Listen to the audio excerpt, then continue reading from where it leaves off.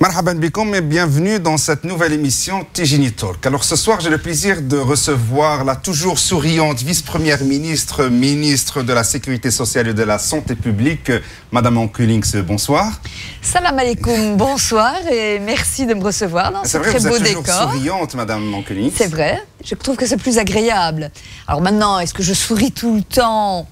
Mes collègues dans les négociations diront que non, mais en règle générale, oui, je trouve que c'est plus agréable. Alors, on vous reçoit parce que la Belgique fête les 50 ans de présence de l'immigration marocaine et turque en Belgique. Oui. Et le 18 février de ce mois se tenait la commission mixte de partenariat belgo-marocaine. Et plusieurs ministres du gouvernement belge et marocain ont signé plusieurs conventions. On va parler de cela. Vous êtes concernés parce que vous avez signé aussi une convention relative à la sécurité sociale entre le Maroc et la Belgique. D'abord, quel regard portez-vous sur cette immigration marocaine, qui n'est plus immigration, puisqu'il y a deuxième, troisième génération aujourd'hui en Belgique. Quel regard portez-vous sur la communauté marocaine alors de Belgique ?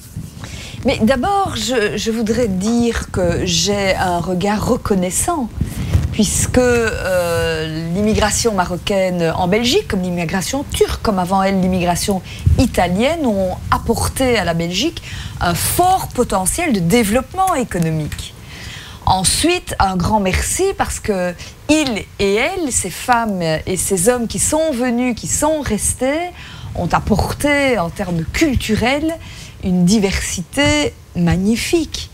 Et enfin, un grand merci parce que pour le moment, ceux de la deuxième, de la troisième génération sont des hommes et des femmes qui ont une double identité et qui permettent à la Belgique et à Bruxelles en particulier d'être forts de cette diversité, d'être ouverts, d'être tolérants et d'être potentiellement, pour parler de Bruxelles, une des régions les plus intéressantes au monde. Alors le 17 février, vous avez assisté à la soirée d'ouverture de ces festivités organisée par l'Espace MAG, le Centre culturel Espace MAG aux Beaux-Arts, présidé notamment aussi par Elio Di Rupo qui a donné un discours. Certains ont critiqué un peu ce qu'ils appellent ou ce qu'ils ont appelé une récupération PS de cet événement.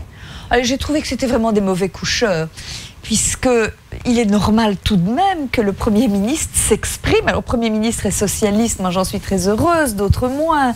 Mais en tout cas, ça devrait, je suppose, être un honneur pour tous que le Premier ministre s'exprime et exprime aussi les remerciements au nom du gouvernement belge à toutes les hommes et les femmes issus de l'immigration. Donc voilà, pour le reste, il y a eu évidemment des témoignages d'hommes et de femmes politiques et de la société civile de toutes les couleurs. Alors je l'ai dit au début de cette émission, on en est maintenant à la deuxième, à la troisième génération de cette première immigration des années 60.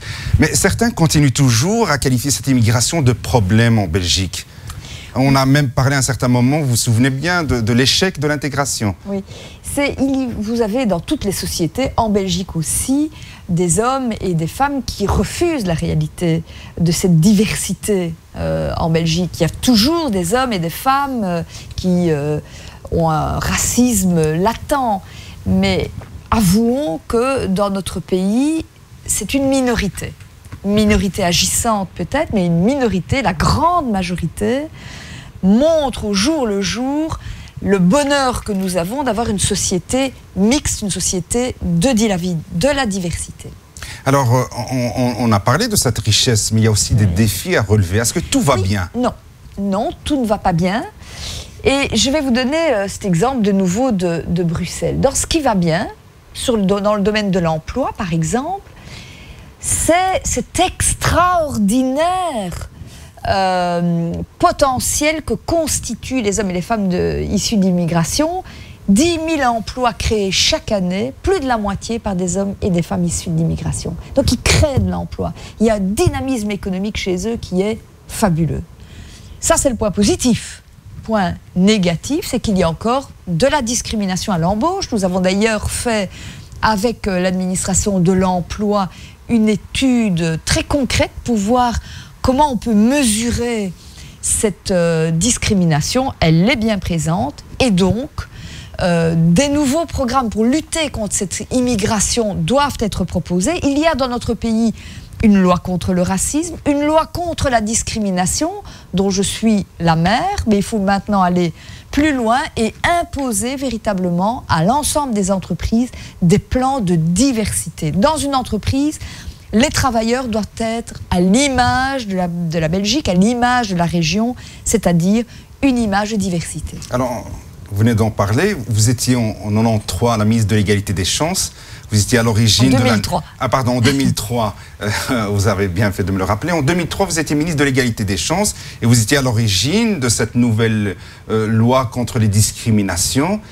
Mais est-ce qu'on ne peut pas dire, Madame la ministre, que malheureusement, elle reste inefficace puisqu'il n'y a presque pas de condamnation pour discrimination? Non, je crois que c'est un outil important, un message de la société belge en disant en Belgique, on ne peut pas discriminer, c'est une valeur fondamentale. Deux, on a créé avec le Centre pour l'égalité des chances un instrument de défense des hommes et des femmes qui sont discriminés. Il reste un élément fondamental, c'est que celles et ceux qui sont discriminés doivent porter plainte. Parce qu'on ne s'est pas battu pour cette loi-là, pour qu'elle soit sans effet. Mais pour qu'elle ait de l'effet, il faut qu'il y ait des dossiers qui viennent devant les cours et tribunaux.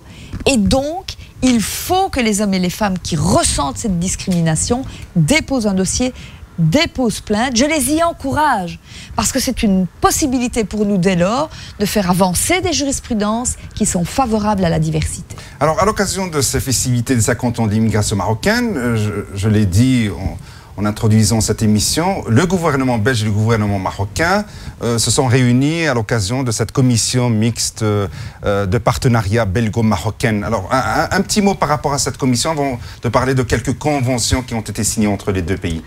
Alors, oui, il était important pour les 50 ans de l'immigration, bien entendu, d'avoir des festivités un petit peu partout en Belgique qui mettent à l'honneur celles et ceux qui sont dans notre pays issus de l'immigration.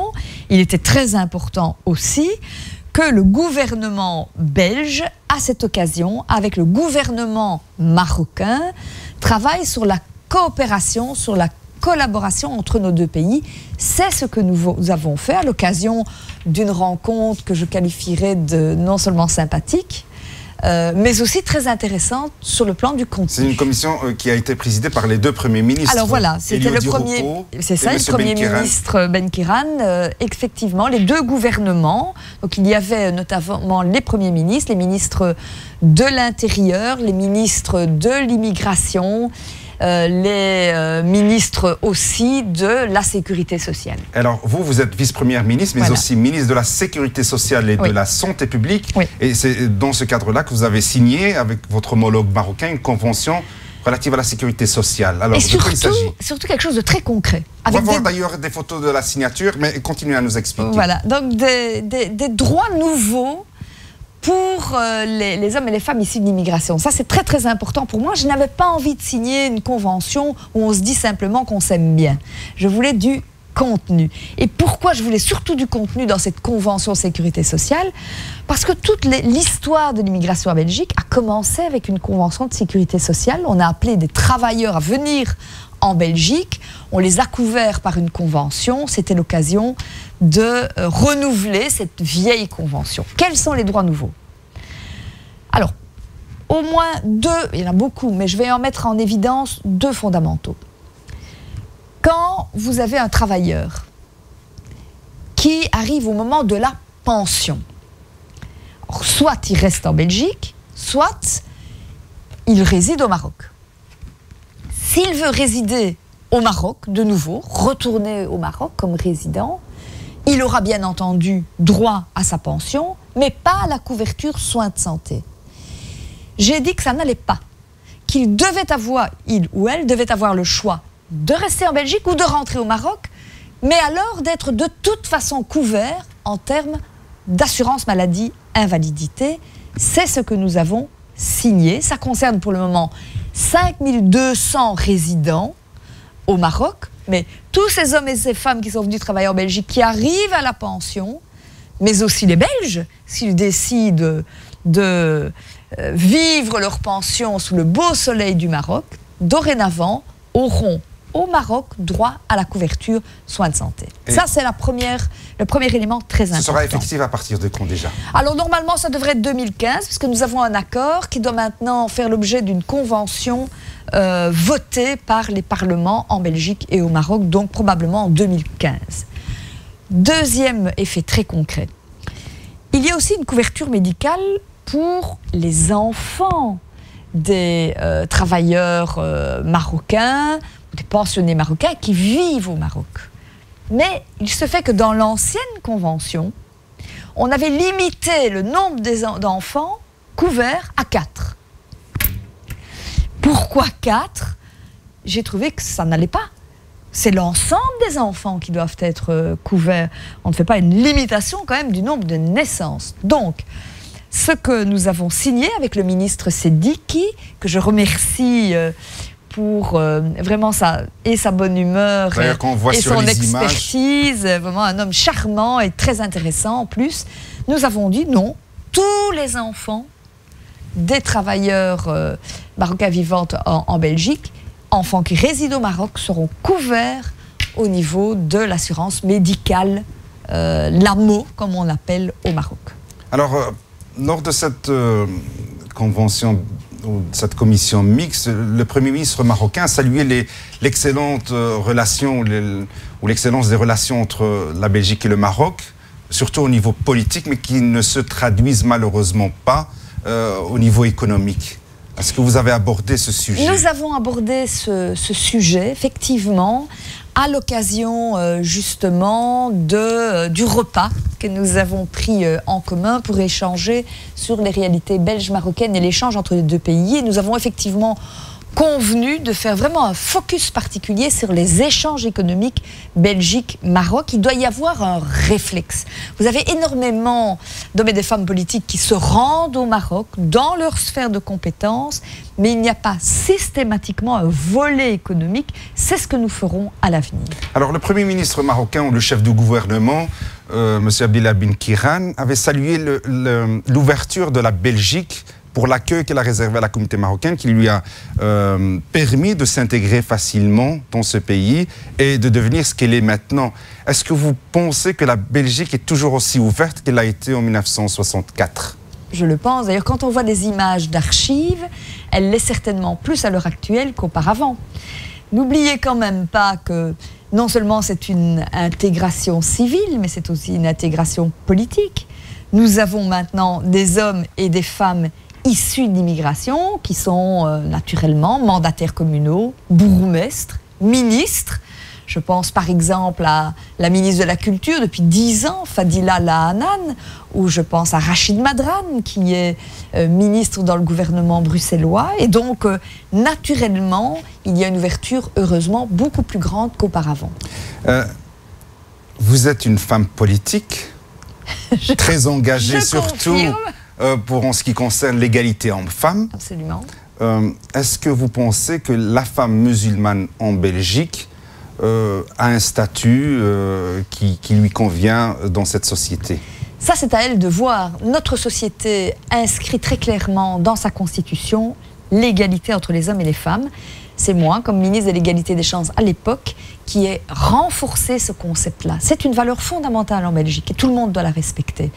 Et donc, il faut effectivement que l'ensemble des communautés, d'origine étrangère ou pas, peu importe, respectent ce prescrit fondamental de l'égalité entre les hommes et les femmes. Mais certaines études démontrent aussi que la femme musulmane est la plus discriminée dans la société par rapport aux hommes musulmans, par exemple. Je vous dirais que c'est surtout la femme d'origine étrangère, quelle que soit d'ailleurs sa nationalité, qui est le plus discriminée. Je vous ai parlé tout à l'heure d'une étude réalisée par l'administration de l'emploi, où on voit qu'il y a déjà une grande discrimination entre un homme, disons, belge d'origine belge et un homme d'origine immigrée. Il y a une deuxième discrimination entre un homme d'origine immigrée et une femme d'origine immigrée. Alors vous imaginez, entre un homme d'origine belge et une femme d'origine immigrée. Donc il y a encore là énormément à faire. Voilà pourquoi je parlais de ces plans de diversité. Mais je dirais également, parce que la Belgique doit faire des efforts, mais les hommes et les femmes, en règle générale, doivent en faire en termes de formation. Et donc il faut véritablement travailler pour que chacun ait cette envie de faire des études, de poursuivre des études, de se former pour accéder beaucoup plus facilement à un emploi.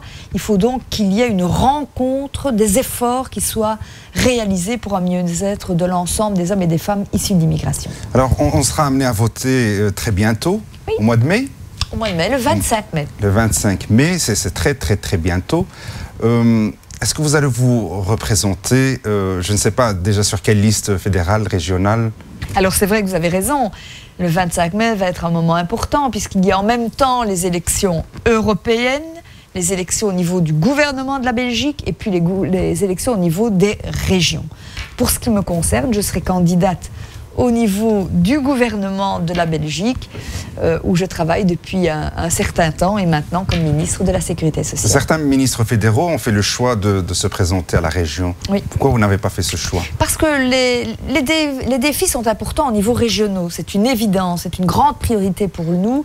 Et il y a au niveau socialiste des hommes et des femmes qui se battent au niveau de la région et qui font un travail formidable. Mais il en faut aussi qui se battent au niveau fédéral, puisque c'est là qu'on travaille et qu'on défend les salaires, c'est là qu'on défend la sécurité sociale, c'est là qu'on défend la justice et la sécurité, donc des thèmes qui sont éminemment importants et pour lesquels j'ai envie de me battre. Et qui mènera la liste pour les régionales, surtout à Bruxelles? Pour les régionales, c'est celui qui mènera la liste, c'est le ministre-président actuel, Rudy Vervoort.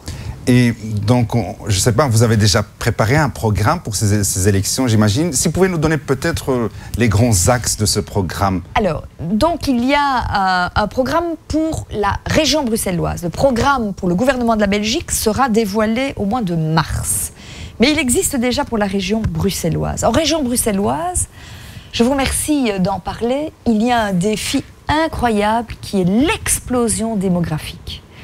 Est-ce que vous savez qu'entre 2000 et 2020, nous aurons accueilli à Bruxelles 300 000 habitants en plus? Alors qu'est-ce que ça veut dire? Ça veut dire qu'il y a des défis en termes de crèches, d'écoles, de logements, qu'il y a des défis au niveau de l'emploi. Et donc nous avons un programme où nous avons identifié 13 nouveaux quartiers où on va en faire des pôles de développement économique, mais on va aussi construire des crèches, des écoles et du logement. Nous avons tout un programme de garantie jeunes à l'emploi. On parlait de l'emploi tout à l'heure. Il y a un taux d'emploi, de sous-emploi des jeunes qui est insupportable. Or, Bruxelles, théoriquement, peut apporter le plein emploi. Vous avez 715 000 postes de travail pour 500 000 personnes en population active. Donc, ce qu'il faut, c'est relocaliser l'emploi. Il faut que les Bruxellois aient cet emploi, et notamment les hommes et les femmes d'origine étrangère. On leur reproche qu'ils sont mal formés. Voilà pourquoi nous avons déposé notre projet de garantie jeune. Toutes celles et tous ceux qui vont sortir de l'école devront, dans les 4 mois, avoir soit un emploi, ça c'est magnifique, soit un stage rémunéré dans l'entreprise, soit une formation. Et si après 18 mois, s'ils ont un emploi, tant mieux. Malgré les stages, malgré les formations, ils n'ont toujours pas d'emploi, ils auront ce qu'on appelle un contrat d'insertion pris en charge à 50% par la région bruxelloise. Donc vous voyez qu'on a fait sur le focus emploi notre top priorité, mais au niveau socialiste, non seulement on a prévu énormément pour ces nouveaux quartiers, ces logements, ces écoles, non seulement sur l'emploi, mais on a fait notre 3e grande priorité, la lutte contre les discriminations, la lutte contre le racisme. Alors c'est un programme ambitieux. Où est-ce que vous allez chercher l'argent, Madame Ankenix, pour financer tout ça? Alors, est-ce que vous allez encore taxer plus pour avoir plus d'argent pour tout ça? Eh bien non. Il se fait que grâce aux socialistes, grâce notamment à Charles Piquet et moi-même, nous avons pu obtenir un refinancement de Bruxelles. Nous avons plaidé en disant que c'était une région capitale qui devait avoir les moyens de son ambition de grande capitale belge et européenne. Et nous avons obtenu 500 millions d'euros de refinancement qui va nous servir pour toutes ces priorités. Alors, je n'ai pas dit tout, il y a des priorités aussi en termes de mobilité, comme un nouveau métro. Mais enfin, nous avons maintenant, heureusement, des moyens supplémentaires. La composition de votre liste pour les élections fédérales sera dévoilée quand?